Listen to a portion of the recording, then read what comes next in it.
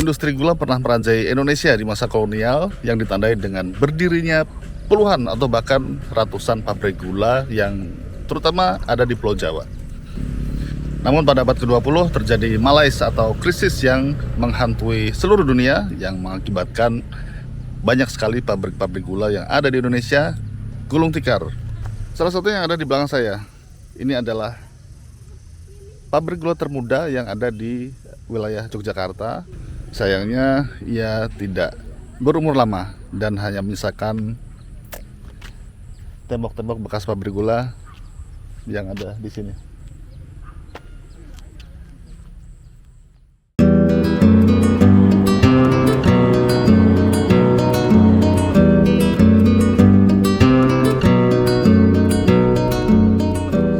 Pada video sebelumnya, saya telah menceritakan tentang sebuah saluran irigasi yang tidak hanya telah menjadi ikon di kawasan Sleman, Yogyakarta, tapi juga telah menjaga ketahanan pangan di wilayah setempat sejak masa kolonial.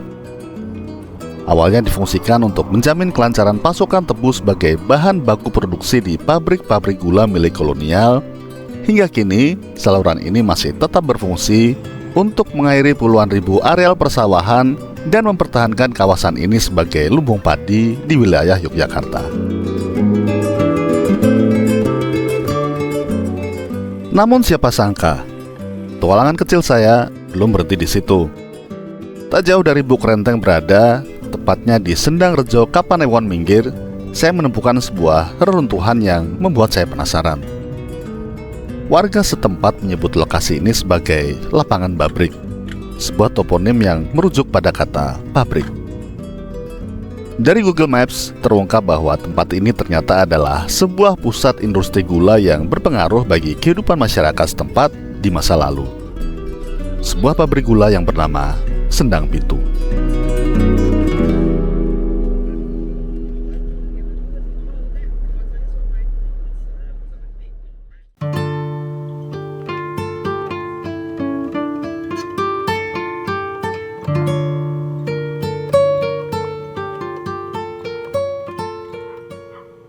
Yang tersisa dari kejayaan pabrik gula Sendang Pitu saat ini sama sekali tidak dapat dibilang menggembirakan.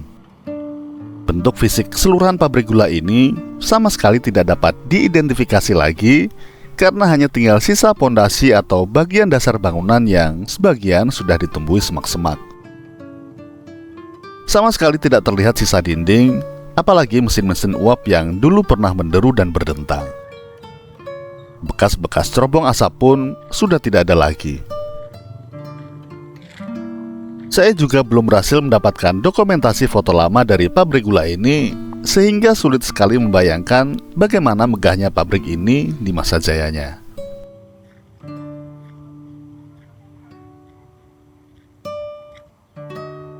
Pabrik gula Sendang Pitu merupakan salah satu dari 19 pabrik gula era kolonial Belanda yang pernah berdiri di wilayah Yogyakarta. Bisa dibilang, Sendang Pitu adalah anak bungsu dari ekspansi industri gula Belanda di Yogyakarta. Jika masa keemasan industri gula di Jawa dimulai sejak diperlakukannya Undang-Undang Agraria tahun 1870, Sendang Pitu baru muncul 5 dekade setelahnya. Didirikan pada tahun 1922, ia menjadi penutup babak panjang ekspansi industri gula kolonial di wilayah ini. Ironisnya, pabrik gula yang baru belakangan berdiri ini justru tidak berumur panjang dan harus mengakhiri hidupnya tak lama setelah ia dibuka.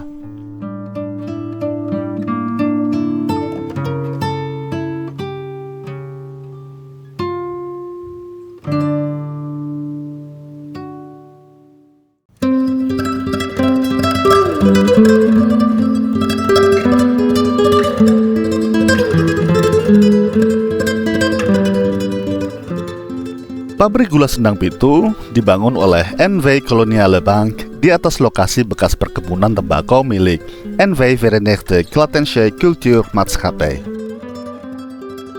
Coloniale Bank membelinya pada awal 1920-an untuk dikonversi menjadi perkebunan tebu pendukung pabrik gula Mendari yang sudah beroperasi sejak 1909. Produksi tebu yang sangat melimpah membuat pemerintah kolonial merasa perlu membangun pusat pengolahan di sini agar tebu-tebu rakyat tidak perlu diangkut terlalu jauh ke pabrik gula Medari di utara atau pabrik gula Cebongan di timur.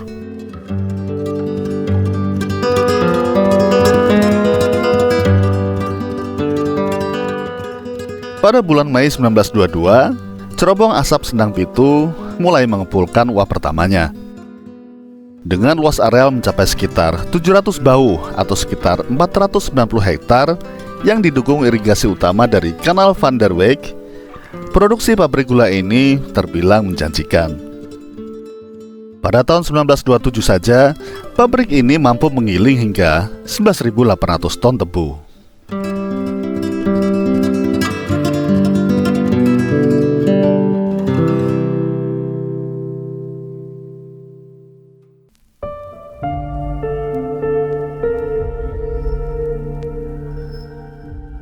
Selama beberapa tahun, Sendang Pitu mengubah wajah Minggir. Pabrik ini hidup dengan drum mesin yang mengepulkan uap tebal, juga menjadi magnet ekonomi. Ratusan buruh menggantungkan hidup di sini. Kereta-kereta lori pengangkut tebu hilir mudik melewati persawahan, membawa hasil bumi menuju penggilingan. Namun, masa kejayaan ini tidak bertahan lama.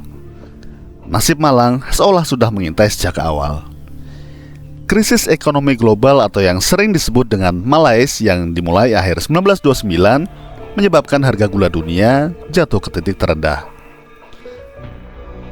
Negara-negara pengimpor utama kehilangan kemampuan finansial untuk membeli komoditas ekspor, sementara stok gula menumpuk di gudang-gudang karena tidak terserap pasar. Akibatnya, gula seperti tidak ada harganya lagi. Pada tahun 1931, terjadi kesepakatan perdagangan gula atau dikenal dengan Sherborne Agreement. Salah satu isi perjanjian itu menyebutkan bahwa pemerintah Hindia Belanda diharuskan untuk mengurangi pasokan produksi gula di Jawa dari sekitar 3 juta ton menjadi 1,4 juta ton per tahun. Dampaknya, pabrik-pabrik gula pun bertumbangan satu persatu, termasuk Sendang Pitu. Sendang Pitu hanya sempat mengecap masa jaya kurang dari 1 dekade. Hanya 8 tahun. Sebuah umur yang sangat singkat untuk sebuah investasi industri besar. Dan pada tahun 1930, Sendang Pitu melakukan penggilingan terakhir. Dan setelahnya, pabrik pun ditutup permanen.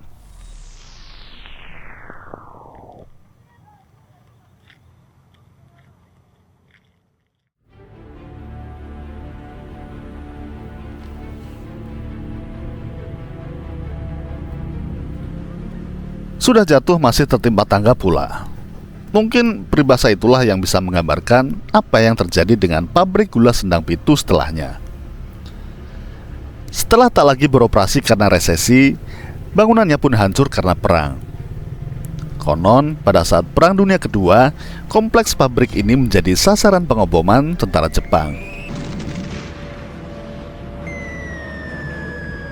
Demikian pula saat agresi militer Belanda pasca kemerdekaan. Banyak pabrik-pabrik gula yang dihancurkan oleh para pejuang agar tidak dapat digunakan lagi sebagai basis pertahanan tentara Belanda.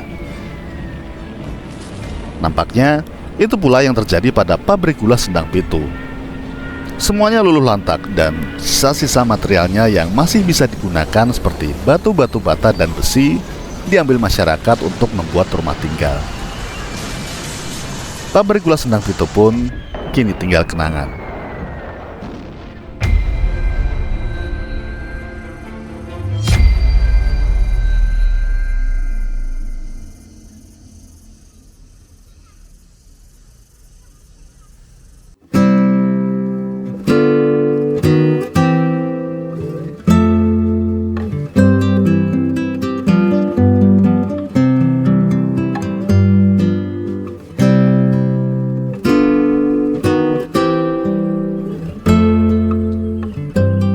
Lapangan babrik siang itu tampak sunyi, seolah menyimpan rahasia di balik hamparan rumputnya.